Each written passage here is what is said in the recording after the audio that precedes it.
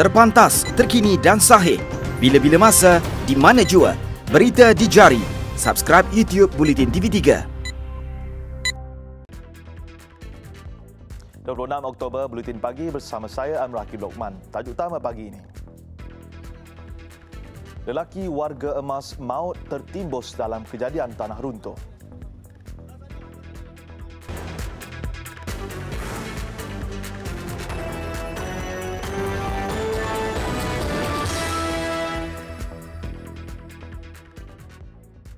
Assalamualaikum dan salam sejahtera. Seorang lelaki warga emas maut selepas tertimbus dalam kejadian tanah runtuh di Kampung Teras Ijok, Perak.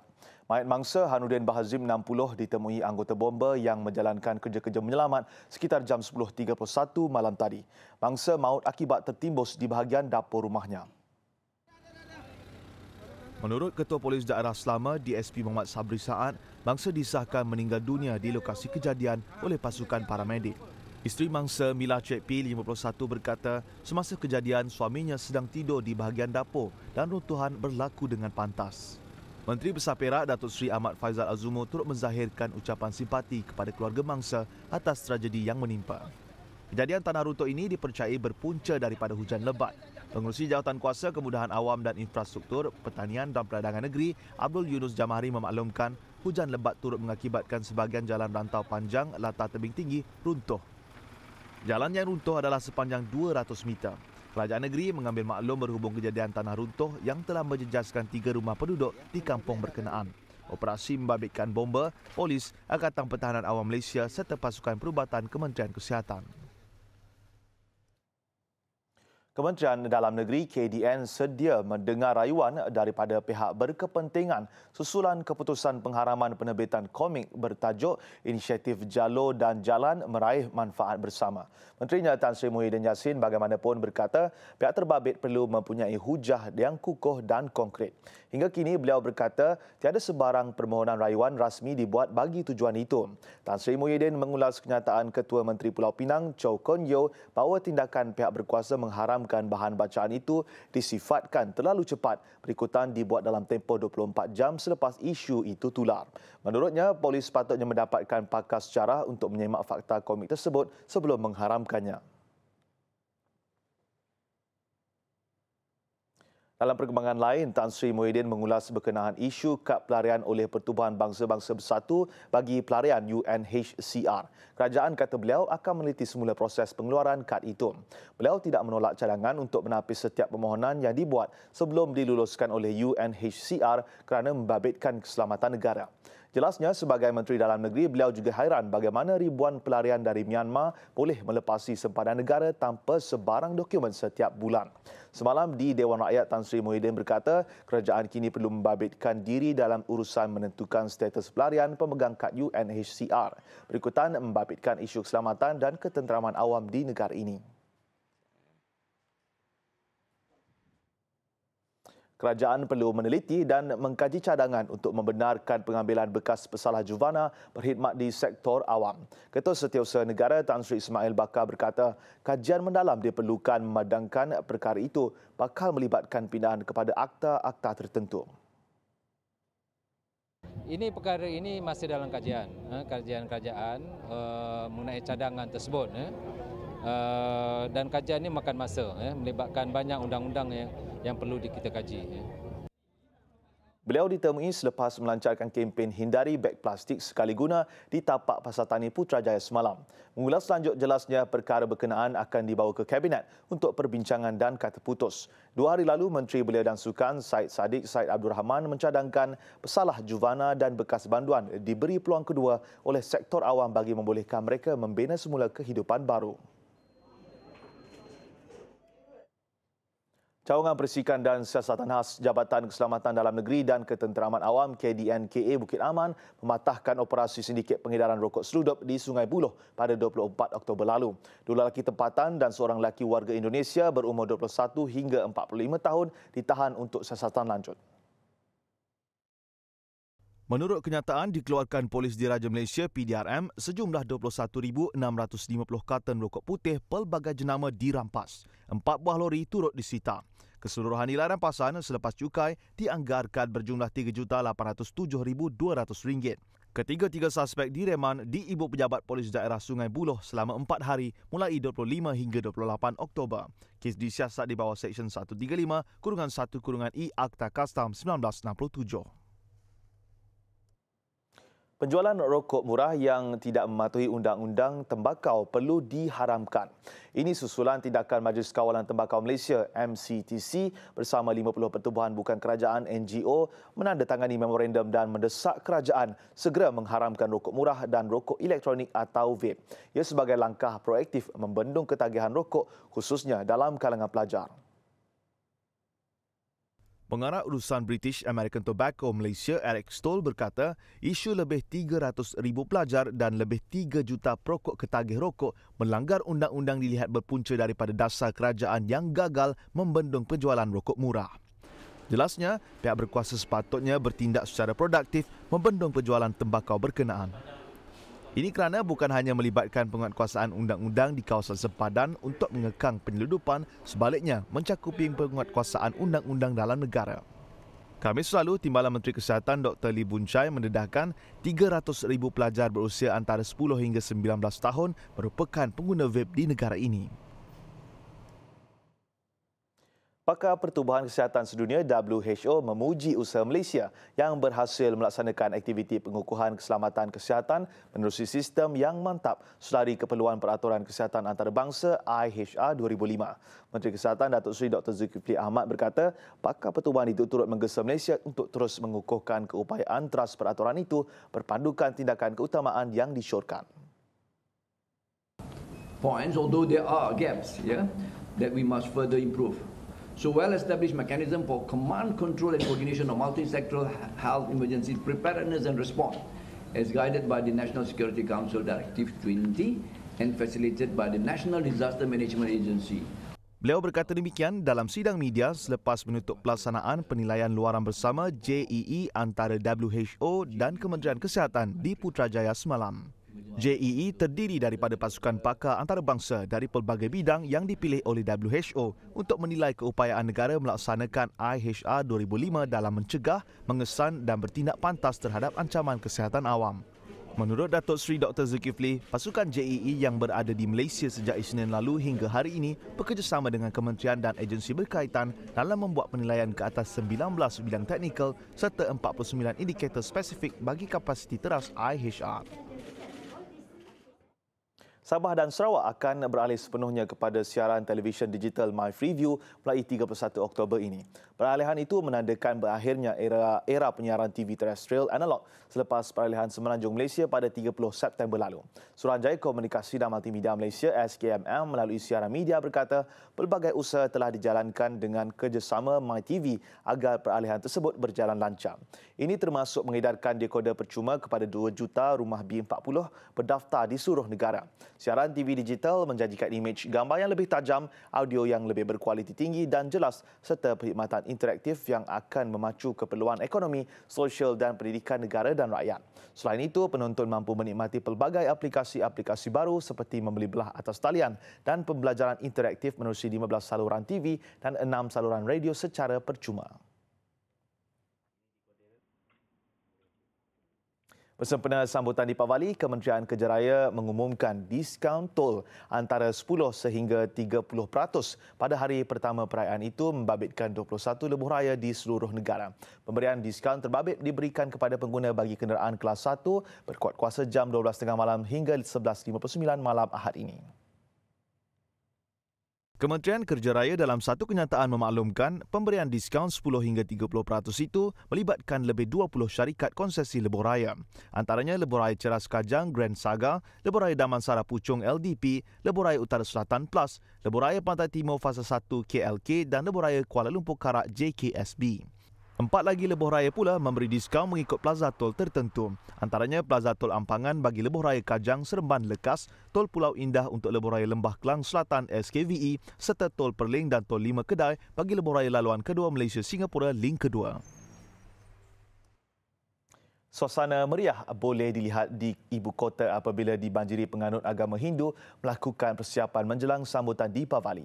Tinjauan kru kami mendapati pengunjung dari pelbagai lapisan masyarakat membeli belah untuk kelengkapan menyambut perayaan itu seperti minyak, alatan sembahyang serta kalungan bunga.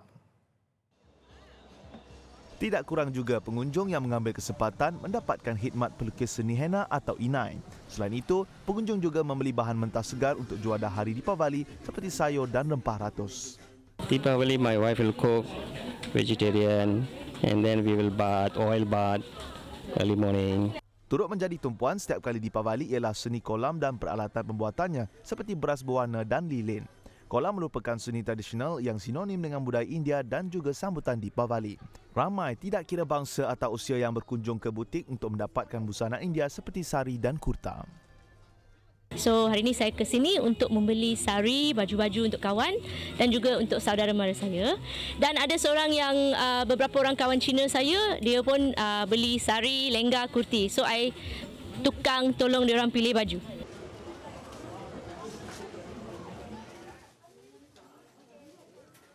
Besar impaknya. Laris selepas hasilnya. Pantas menampilkan prosiding ini secara keuangan maya. Berita di jari. Subscribe YouTube Bulletin TV3. Laporan luar negara, seorang datuk bandar di Filipina ditembak mati semasa dalam tahanan polis. Insiden membabitkan datuk bandar Clarin David Navarro. Menurut saksi, Navarro diserang sekumpulan lelaki bertopeng sekitar jam 2.30 petang waktu tempatan di Cebu City. Sebelum kejadian, Navarro dibawa menaiki van polis menuju pejabat pendahulu raya. Pembunuhan itu berlaku sehari selepas Navarro ditahan polis Cebu City kerana menyerang seorang pekerja di sebuah rumah urut.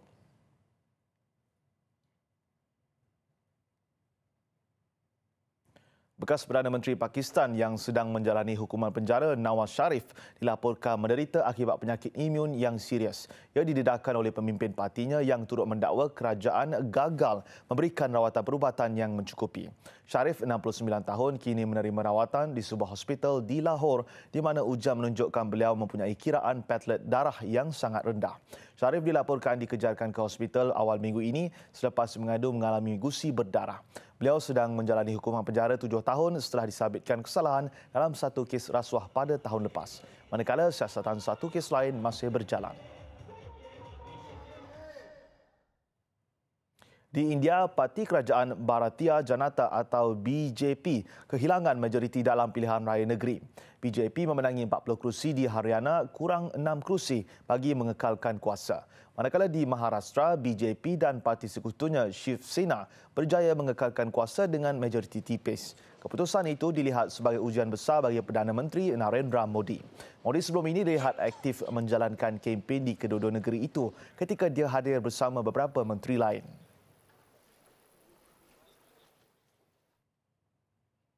Ratusan pelawat berpusu-pusu untuk mendaki lokasi pelancongan Uluru, Australia buat hari terakhir semalam.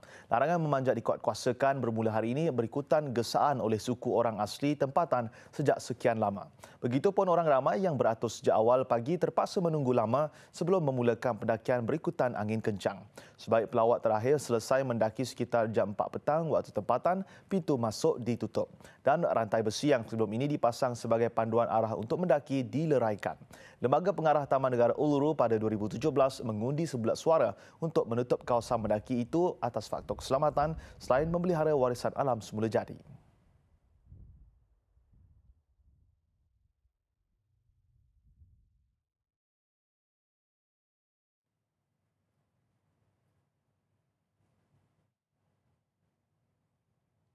Besar impaknya. Laris selepas hasilnya. Pantas menampilkan prosiding ini secara keuangan maya. Berita di jari. Subscribe YouTube Bulletin TV3. Temu kembali ke perkembangan sukan. Hanya berbaki seminggu lagi sebelum skuad bola sepak bawah 18 tahun negara memulakan kempen kelayakan kejohanan AFC bawah 19 tahun di Kemboja.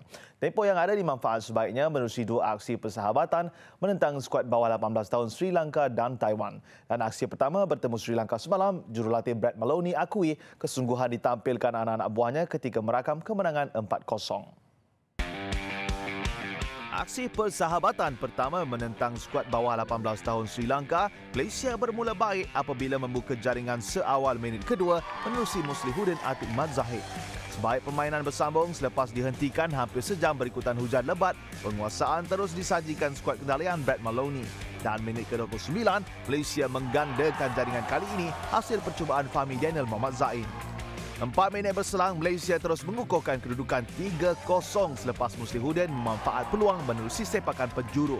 Bersambung untuk baki 45 minit kedua, Sri Lanka cuba untuk melakukan kebangkitan. Bagaimanapun, permainan kemas yang disajikan Malaysia terus menyukarkan lawan untuk mencipta peluang. Sebaliknya, skuad negara berjaya menambah gol keempat hasil penjudahan Muhammad Faiz Kamardin minit ke-69. Kedudukan 4-0 kekal sehingga tamat sepenuh masa. Dan bagi Maloney, dia cukup berpuas hati dengan aksi yang telah dipamerkan pemain-pemainnya. Skuad bawah 18 negara akan turun beraksi pada perlawanan persahabatan kedua jam 3.30 petang ini menentang pasukan Taiwan. Menjelang sepak mula separuh akhir kedua bola sepak Piala Malaysia malam ini, juara 33 kali Selangor jelas bermotivasi tinggi apabila dikabarkan angka jualan tiket separuh akhir kedua menentang Johor Darul Takzim JDT menghampiri 60,000.